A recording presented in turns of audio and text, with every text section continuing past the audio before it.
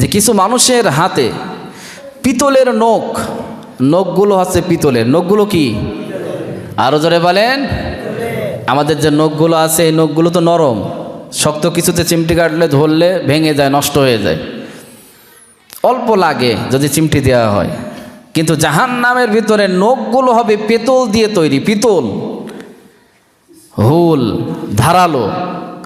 এই পিতল দিয়ে, নখওয়ালা পিতল, এইগুলো মুখে বারবার আছড়াছাড়, মুখ দিয়ে রক্ত বাইর হচ্ছে, মুখ দিয়ে আছড়ানো হচ্ছে, বারবার রক্ত বাইর হচ্ছে, আবার ঠিক হয়ে যাচ্ছে, আবার এরকম করছে, হায় হায় করছে। বিশ্বনবী জনাবে মুহাম্মদ সাল্লাল্লাহু আলাইহি সাল্লাম বললেন, জিবরাইলেরা কারা? জিবরাইল আলাইহিস সালাম বললেন, ইয়া রাসূলুল্লাহ, ইয়া হাবিবাল্লাহ, এরাই হলো তারা যারা এক জায়গায় হলে পরে একের অপরের নামে গীবতে লিপ্তে থাকতো। জোরে বলেন নাউজুবিল্লাহ। গীবত দোকানে বাজারে আছে না নাই?